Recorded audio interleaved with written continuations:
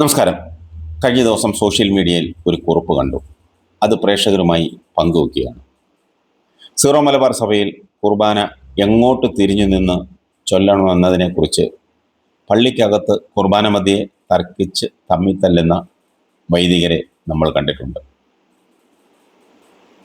ആ വൈദികർ കണ്ടു പഠിക്കേണ്ട ഒരു വൈദികൻ ഈ സീറോ മലബാർ സഭയിലുണ്ടായിരുന്നു. പാലായിലുണ്ടായിരുന്ന കയ്പ്പൻ പ്ലാക്കിലച്ചൻ. കയ്പ്പൻ പ്ലാക്കിലച്ചനെ പറ്റി പലരും സോഷ്യൽ മീഡിയയിൽ പങ്കുവച്ചിട്ടുണ്ട്. കയ്പ്പൻ പ്ലാക്കിലച്ചൻ നടത്തിയിരുന്ന പാലായിലെ വൃദ്ധസദനത്തിൽ ചിലപ്പോഴൊക്കെ പ്രായമായ ഓരോരോ ആളുകൾ മരണപ്പെടുമായിരുന്നു. അവരുടെ ശവസംസ്കാര ചടങ്ങുകൾ ഹൃദയസ്പർശിയായ ഒരു കാഴ്ച തന്നെയായിരുന്നു അവിടുത്തുകാർക്ക്. മൃതദേഹം ഒരു ഉന്തുവണ്ടിയിൽ എടുത്തു വയ്ക്കും. വൃദ്ധസദനത്തിലെ അന്തേവാസികളായ 5-6 പേർ കൂടി ആ വണ്ടി ഉന്തി പള്ളിയിലേക്ക് കൊണ്ടുപോകും. ഒരു ചെരുപ്പ് പോലും ഇടാത്ത തികച്ചും സ്വാത്വികനായ ഈ പുരോഹിതൻ വെയിലെന്നോ മഴയെന്നോ വകവയ്ക്കാതെ ബൈബിളും വായിച്ച് അതിൻ്റെ കൂടെ നടക്കും. ഇത് മിക്കവാറും നടക്കുന്ന ഓരോ ശവസംസ്കാര ചടങ്ങുകളിലും നടക്കുന്ന പാലക്കാർ കാണുന്ന ഒരു സ്ഥിരം കാഴ്ചയായിരുന്നു. ഒരു ഫോട്ടോഗ്രാഫർ പങ്കുവച്ച കുറിപ്പ് ശ്രദ്ധേയമായിരുന്നു. ആ ഫോട്ടോഗ്രാഫറെ പലപ്പോഴും ഫോട്ടോ എടുക്കാൻ അച്ഛൻ വിളിക്കുമായിരുന്നു. തകടിയിൽ സ്റ്റുഡിയോയിൽ ജോലി ചെയ്യുന്ന സമയം ഒരു ദിവസം ഫോട്ടോ എടുക്കാൻ ആ ഫോട്ടോഗ്രാഫറെ അച്ഛൻ വിളിക്കുന്നു. മോട്ടോർ സൈക്കിൾ ഓടിച്ച് ക്യാമറയുമായി അവിടെ എത്തുന്ന അയാളെ നോക്കി അച്ഛൻ ഹൃദയം തുറന്നൊരു ചിരി സമ്മാനിക്കും. ഓടി വന്ന് 2 കൈയും കൊണ്ട് മുറുകെ കൈകളിൽ പിടിക്കും. ചായയും കാപ്പിയും കൊടുക്കും. ഭക്ഷണം കഴിക്കാൻ ക്ഷണിക്കും.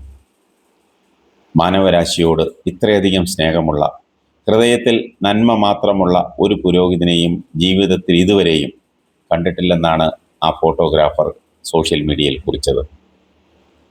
നമ്മുടെ ഗാനഗന്ധർവൻ യേശുദാസിന് അച്ഛനോടുള്ള സ്നേഹം അതിരുകളില്ലാത്തതായിരുന്നു എന്നാണ് ആ കുറിപ്പിൽ പറയുന്നത്. പലതവണ യേശുദാസ് പാലായിൽ വന്ന് ഓസാനം ഭവൻ്റെ ധനശേഖരണാർത്ഥം സൗജന്യമായി ഗാനമേള നടത്തിയിട്ടുണ്ട്. പണം തീരുമ്പോൾ അച്ഛൻ പറഞ്ഞാൽ മതി, ഞാൻ ഇനിയും വന്ന് സൗജന്യമായി ഗാനമേള നടത്താം എന്ന് യേശുദാസ് അച്ഛനോട് പറയുന്നത് കേട്ടിട്ടുണ്ടെന്നാണ് ആ ഫോട്ടോഗ്രാഫർ സാക്ഷ്യപ്പെടുത്തുന്നത്. അനാഥരും ആലംബഹീനരുമായ എത്രയോ മനുഷ്യരാണ് ജീവിതത്തിൻ്റെ വൈകിയ വേളയിൽ ഈ അച്ഛൻ്റെ തണലിൽ ജീവിക്കുകയും സമാധാനമായി കണ്ണടക്കുകയും കടന്നു പോവുകയും ചെയ്തത്. ഹെർലൻ മരിയ അച്ഛനെപ്പറ്റി ഇങ്ങനെ എഴുതുന്നു. 101-ാമത്തെ വയസ്സിൽ കയ്പ്പൻ പ്ലാക്കിൽ അച്ഛൻ സ്വർഗത്തിലേക്ക് പോകുമ്പോൾ 101 അഗതി മന്ദിരങ്ങൾ തീർത്തിരുന്നു. അതിലൊന്ന് എൻ്റെ വീടിന് അടുത്തു തന്നെ. 10-35 അമ്മമാർ. അവർക്ക് ഒരു പിടി ചോറ് കൊടുക്കാനും അവരോടൊപ്പം ഒരു പിടി ചോറുണ്ണാനും ദൈവം എനിക്ക് ഭാഗ്യമുണ്ടാക്കി തന്നു. അധികം പൊക്കമില്ലാത്ത ഒരു കുഞ്ഞു തടിക്കട്ടിലാണ് അച്ഛൻ കിടന്നിരുന്നത്. ദൈവദാനിൽ വെച്ച് അദ്ദേഹത്തിനെ കാണാനും സാധിച്ചിട്ടുണ്ട്. ഭൂമിക്ക് നോവാതെയുള്ള നടത്തം, ഹൃദയത്തിനുള്ളിൽ നിന്നുള്ള മനോഹരമായ ഒരു പുഞ്ചിരി എപ്പോഴും അദ്ദേഹത്തിൻ്റെ മുഖത്ത് മായാതെ ഉണ്ടാകും. അഗതി മന്ദിരങ്ങളിൽ മരിച്ച സഹോദരങ്ങളുടെ മൃതദേഹങ്ങൾ ഉന്തുവണ്ടിയിൽ കയറ്റി നഗ്നപാതനായി പാലാ നഗരത്തിലൂടെ വണ്ടി വലിച്ച് അദ്ദേഹം തന്നെ സെമിത്തേരിയിലേക്ക് കൊണ്ടുപോകുന്ന വൈകാരികമായ കാഴ്ച, അത് ഇന്നും അനേകായിരങ്ങളുടെ ഹൃദയങ്ങളെ വൈകാരികമാക്കുന്ന ഓർമ്മയാണ്. ഒരിക്കൽ പാലാ പട്ടണത്തിലൂടെയുള്ള സായാഹ്ന സഫാരിക്കിടയിൽ കയ്പ്പൻ പ്ലാക്കിൽ അച്ഛൻ്റെ കണ്ണുകൾ ദയനീയമായ ഒരു കാഴ്ചയിലേക്ക് തിരിഞ്ഞു. ആരോ ഉപേക്ഷിച്ച് കളഞ്ഞ ഭക്ഷണപ്പൊതിയുടെ അവശിഷ്ടങ്ങൾക്കായി 3 കുഞ്ഞുങ്ങൾ മല്ലടിക്കുന്ന കാഴ്ച. അത് കണ്ട് മനസ്സലിഞ്ഞ അച്ഛൻ 3 ബാലന്മാരെയും വിളിച്ചുകൊണ്ടുപോയി പള്ളിയുടെ ചെറിയൊരു കെട്ടിടത്തിൽ അവരെ താമസിപ്പിച്ചു. വൈകാതെ സഹായമനസ്കരുടെ കരുണയിൽ പാലാ ഉഴവൂർ റോഡിൽ ബോയ്സ് ടൗൺ എന്ന ബാലഭവൻ അച്ഛൻ സ്ഥാപിച്ചു. 1959 ഏപ്രിൽ 5-ന് 4 കുട്ടികളുമായി തുടങ്ങിയ ഈ സ്ഥാപനം 5000-ലേറെ കുട്ടികൾക്ക് പിന്നീട് അഭയകേന്ദ്രമായി മാറി. കൊഴുവനാൽ ഗേൾസ് ടൗൺ എന്ന പേരിൽ ആരംഭിച്ച സംരക്ഷണാലയം അനേകായിരം പെൺകുട്ടികളുടെ ഭാവി സുരക്ഷിതമാക്കി. 1977-ൽ കുടുംബവിഹിതമായി കിട്ടിയ പണം കൊണ്ട് ചെത്തിമറ്റത്ത് ദൈവദാൻ സെൻ്റർ സ്ഥാപിച്ചു. തുടർന്ന് വൃദ്ധരായ മാതാപിതാക്കൾക്കായി ബോയ്സ് ടൗണിനോടനുബന്ധിച്ച് ദയാഭവനും കരുണാലയവും തുടങ്ങി. കേരളത്തിനകത്തും പുറത്തുമായി 8000-ഓളം ആളുകൾ അച്ഛൻ്റെ സംരക്ഷണയിലുണ്ട്. കരൂരിൽ സ്നേഹാലയം, ഏന്തയാറ്റിൽ ശാന്തി നിലയം, മണിയംകുളത്ത് രക്ഷാഭവൻ, പൂവത്തളപ്പിൽ നിർമ്മല ഭവൻ, മുണ്ടംകുന്നിൽ ആശാസദൻ, നെന്മേനിയിൽ ആശാഭവൻ, അതിരുമ്പുഴയിൽ അബ്രോ ഭവൻ, തങ്കമണിയിൽ ദൈവദാൻ എന്നിങ്ങനെ നിരവധി ഭവനങ്ങൾ തുറന്ന് ആയിരങ്ങൾക്ക് അഭയം നൽകി.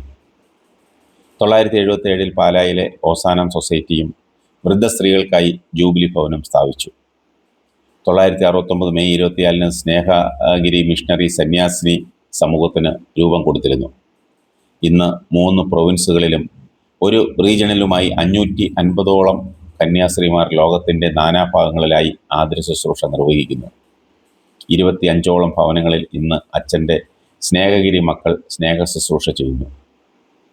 1914 ഏപ്രിൽ 16-ന് പാലായിൽ കൊഴുവനാൽ ഇടവകയിലാണ് ഫാദർ എബ്രഹാം കൈപ്പൻപ്ലാക്കലിൻ്റെ ജനനം. ദീനാനുകമ്പയും പാവപ്പെട്ടവരോടുള്ള വാത്സല്യവും കുട്ടിക്കാലം മുതലേ ഉണ്ടായിരുന്നു ഈ അച്ഛന്. 1939 ഡിസംബർ 2-ന് വൈദികനായി.